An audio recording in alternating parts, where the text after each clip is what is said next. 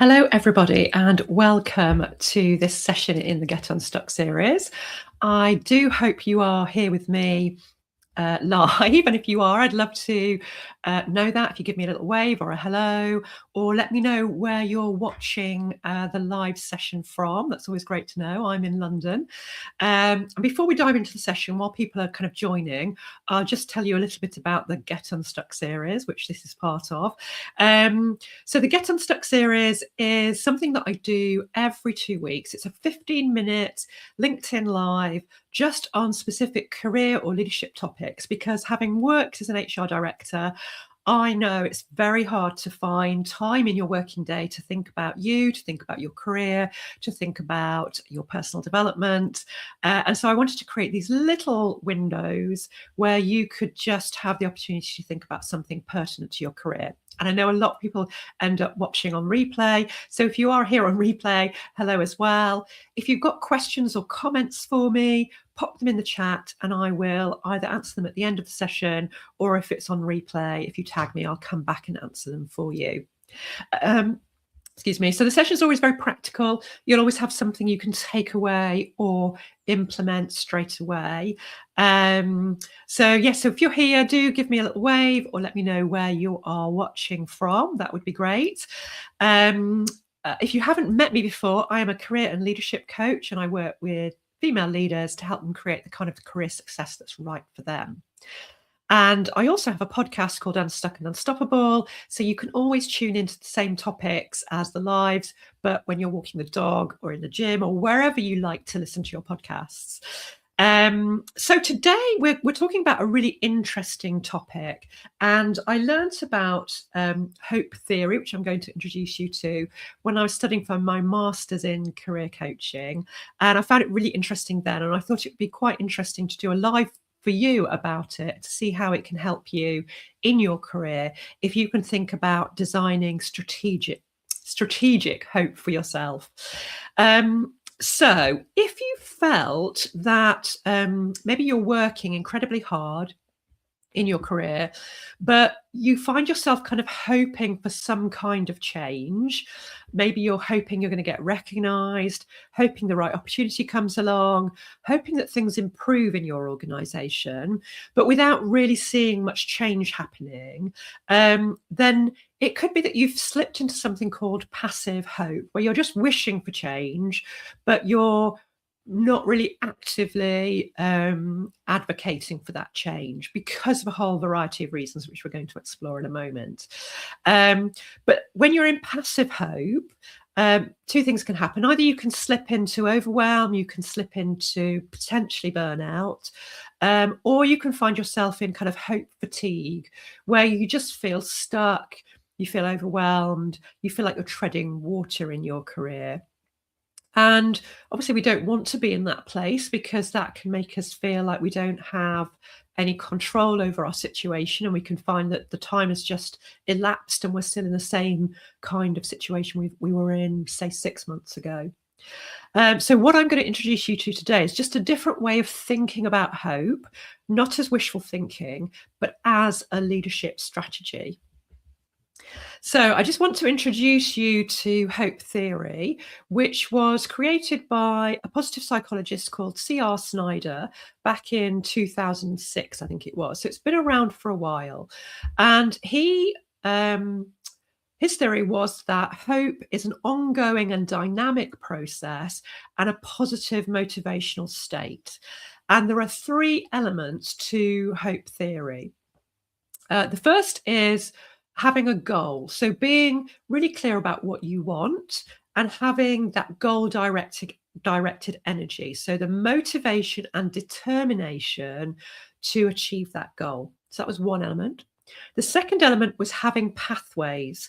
So knowing how you were going to get there, being able to see that there were pathways leading to what you wanted. And the third element was having agency. So belief that you could influence the outcomes within the pathways to achieve your goal. And we're going to explore all of those in a bit more detail today as well. So hope isn't waiting for something to happen. Hope is designing how you're going to make it happen. And that's the difference. Because You might just want to reflect for a moment and think, where in your career are you currently hoping something changes rather than designing that change? And it could be various facets of your career where that might be true for you. So maybe just take a moment to think about that. And while you're doing that, I'm just going to run through the three kind of reasons why female leaders lose strategic hope or find it hard to access strategic hope. And I'm sure we've all experienced at least one of these in our careers and know how it feels. So the first one is where effort stops feeling like it's leading anywhere. So you're working hard, you're delivering, your team's delivering, you're creating impact, you've got high performance, but there's kind of no movement, there's no recognition, there's no promotion opportunities, there's just nothing happening as a result of that effort you're putting in. And so quite naturally, your energy drops, because where effort feels disconnected to progress, your energy is going to fall and your hope is going to erode. So that's the first reason. The second reason why female leaders can lose strategic hope is where the systems that you're operating in can feel immovable. So that might be where there's constant restructuring within your organization or within your industry. So there's lots of uncertainty around what's possible. The roles keep changing, the team dynamics and structure keep changing. Or it might be where there's just very slow promotion pathways. So it might be that you're in a very flat hierarchy where there's no opportunity to move because those roles just don't exist. Or you've got people who stay in the organization for a long time. And so the chance of promotion just feels quite small. Or it might be where you feel you've got limited influence. So your access to decision makers might feel quite limited. You're just not able to influence change within your current role. Or the politics feel immovable. So maybe there's not transparency around who gets opportunities, who gets promotion. So it feels really hard to navigate that. And where you feel you've got no pathways, you can't see routes within your organization that could give you what your goal is, you can stop designing and just start coping with the situation. And then our third reason why female leaders might lose strategic hope is where over responsibility is leading to overwhelm and potentially to burnout. So that might be where you're just feeling like you're carrying the weight of your team's performance, your team's delivery. It might be where there's a holding culture in the organization. So the organization is just constantly firefighting and not looking to the future, not looking for growth. Or the organization just wants to maintain the status quo and there's no kind of innovation or movement forwards within the organization. Or you're just constantly fixing problems. Or you just don't have enough resource and there's no sign of getting resource. And what happens there is hope can disappear when your energy just goes into maintaining the current situation, maintaining the present instead of creating the future, because you just don't have the capacity, you don't have the headspace, you don't have the time even to think about how you might create what you want. So all of those reasons, might be one of them, it might be all three of them, can make you less able to tap into strategic hope. So what we're going to do now is we're going to think about the elements of strategic hope and how you could create the three skills that you need to have strategic hope. So our first strategic hope skill is clarity. So it's having that clear goal about what you actually want next. And this is where you need to make sure you're being specific and it's not just a vague goal. Oh, I just want to change jobs. You know, that's too vague. We want to get really specific about what you really want next. And this is where it can get really hard. And I do a lot of work with clients around clarity, because you can't move forward if you don't have the clarity about what it is you want. So it is asking yourself, what do you really want? And some of the things you might be thinking about, it might be, I want promotion. And again, get specific to what, how long, what are the elements of the promotion you want? Or it might be that you want to have more influence. You want to be enabled to make bigger decisions or have more impact in terms of the outcome to the work that you do. It might be a career shift. So it might be I want to shift into another organization. I want to shift into a different sector. I might want to shift upwards to a more leadership role, or I might want to actually shift into a new career. So it's getting really honest with yourself about what that shift might look like if that's one of your goals. Or it might be that you want to have a more strategic role. So you want to do less operational work and you want to do more big picture thinking. Or it might be that you want to be in a better culture. So maybe you want more flexibility, or you might want some more support or innovation or trust or whatever it is that's missing from your current culture. Or you might want the opportunity to learn something, or it could be something else.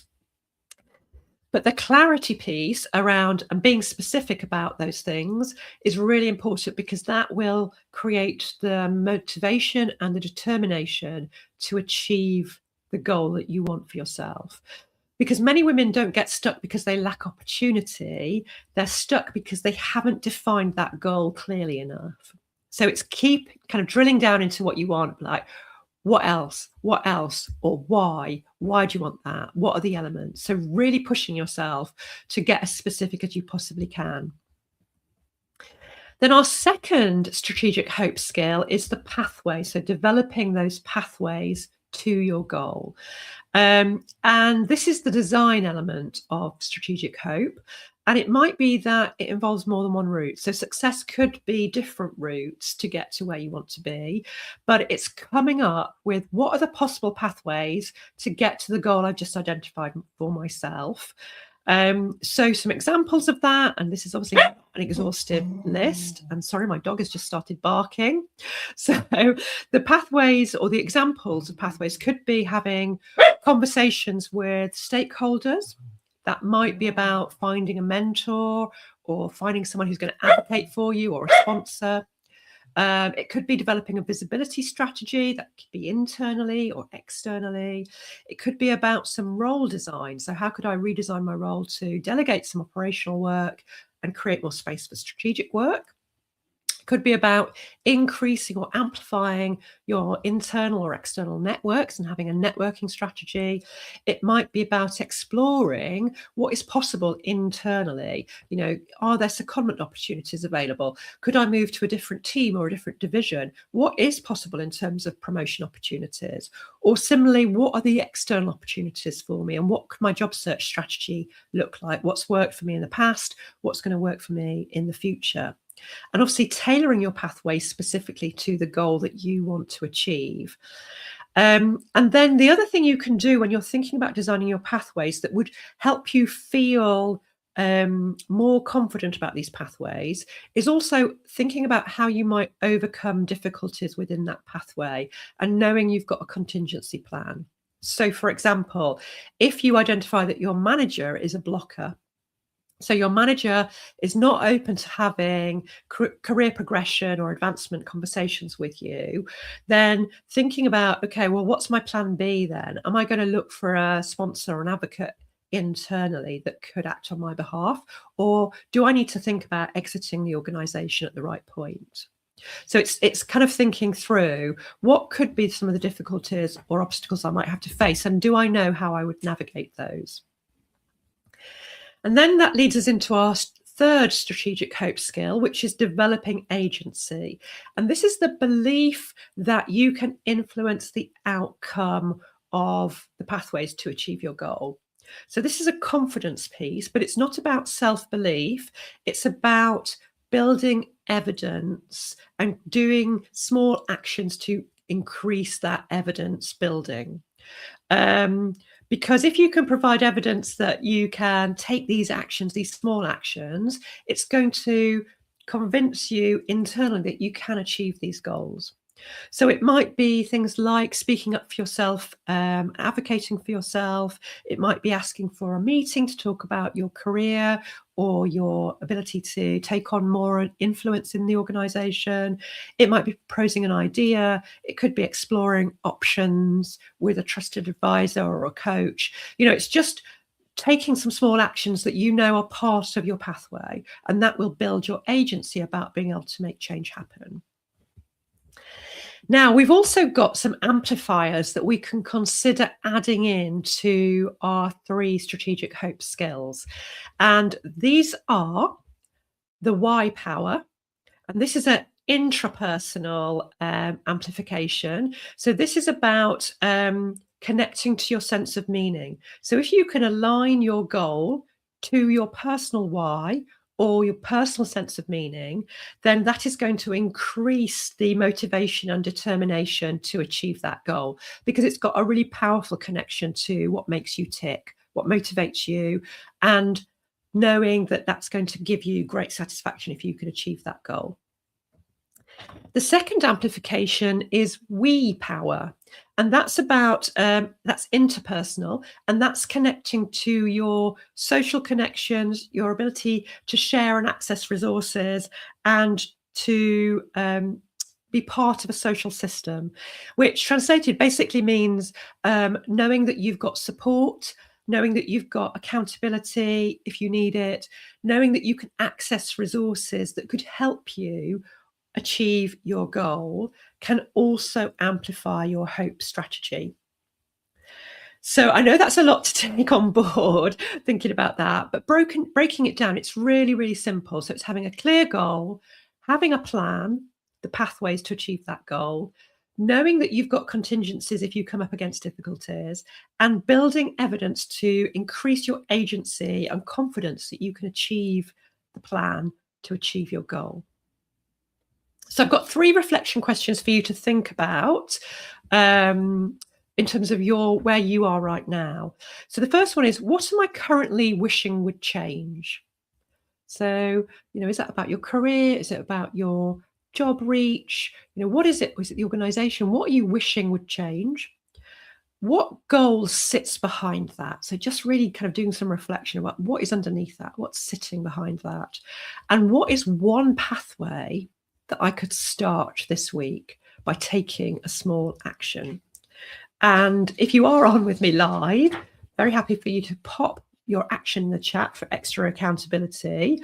But just thinking about creating some strategic connection for yourself, some strategic hope for yourself, because that will connect you to momentum, to agency, and to purpose, and stops you from just falling into that passive hope of wishing and moving into strategic hope where you actually start designing. Now, obviously, sometimes this can feel quite hard to access. So if you felt some coaching would help you with either all 3 areas of strategic hope or just one of those areas, possibly the clarity one, which can be the hardest, then please do get in touch. We can have a conversation about how coaching could support you with that.